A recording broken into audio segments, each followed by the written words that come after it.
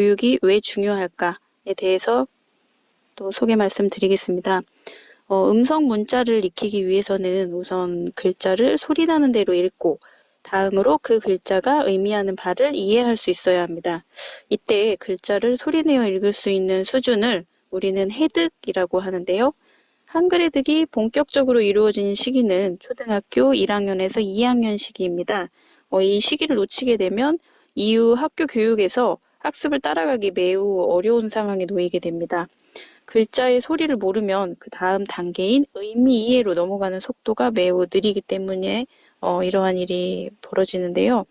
한글 해득 교육에 그럼 적합한 시기는 언제냐?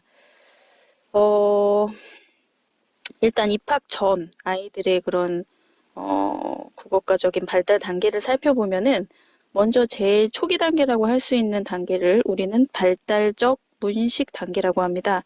이때는 초등학교 입학 전이 되겠고요. 통글자, 주로 우리가 낱말 카드를 이용하여 공부를 하게 되는 친숙한 글자, 나비, 냉장고 이런 글자들을 낱글자로 공부하지 않고요. 그림처럼 사진을 찍듯 외우거나 또는 성인들이 읽고 쓰는 행동을 모방하는 그런 단계라고 할 수 있습니다. 초등학교 1, 2학년 시기는 그럼 어떤 시기냐? 바로 두 번째 단계, 초기 문식 단계에 해당됩니다. 이 초기 문식 단계에 해당되는 1, 2학년 아이들은 자음과 모음의 소리를 구분할 수 있고 자음과 모음의 결합 법칙에 따라서 단어를 읽고 쓰는 그런 연습들을 꾸준히 해야 하는 단계라고 볼 수 있습니다. 또 이 시기는 바로 한글 해득 교육에 적합한 시기라고도 볼 수 있습니다. 통글자 학습이 좀 많이 이루어진 친구들 같은 경우는 1, 2학년 때 이렇게 자모음의 소리 구분과 자모음의 결합 법칙 이런 것들을 좀 더 쉽게 이해하는 경향이 있었습니다. 그럼 그 다음 단계는 무엇이냐? 그 다음 단계는 독자적 문식 단계에 해당됩니다. 이 단계는 초등학교 3, 4학년부터 이제 이루어지게 되겠고요. 책을 읽으면서 책에 나오는 그런 어휘력, 그런 어휘에 대한 의미 이해, 이런 것들의 기초를 쌓아가는 단계가 된다고 볼 수 있습니다. 우리가 글자를 읽을 수 있어도 또 그 뜻을 원활하게 해석을 할 수 없다면 한글을 바르게 했다고 보기가 좀 힘들겠죠.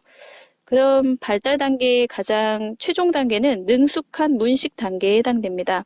이 단계는 이후에 성인기까지 지식을 쌓고 또 자신을 표현하는 수단으로서 읽기와 쓰기를 수행하는 단계가 된다고 볼 수 있겠고요. 초기 문식 단계 입학하면서부터 이루어지는 이 단계부터 독자적 문식 단계. 이것은 책을 읽어내고 또 그 책에 나오는 어휘력과 책에서 뜻하는 그런 의미들을 기본적으로 이해할 수 있는지 또 그것을 좀 더 심화적으로 지식을 쌓고 또 나를 표현할 수 있는지 이러한 발달 단계에 따라서 한글 해득은 매우 중요하다라고 이렇게 볼 수가 있겠습니다. 먼저 한글에 대한 그런 교육 방법에 대해 설명드리기 전에 우리 초등학교 국어에서 어떤 능력 발달을 목표로 하고 있는지 그에 대한 설명이 먼저 이루어져야 할 것 같습니다. 국어 능력 발달은 이렇게 소개되고 있어요. 보편적 특성과 개별적 특성을 함께 지니고 있다. 많은 학자들이 이렇게 연구를 하고 있다고 하는데 이 말은 쉽게 이야기 드리자면 언어 사용의 양과 질의 측면에서 학생들은 개인차가 나타난다 라는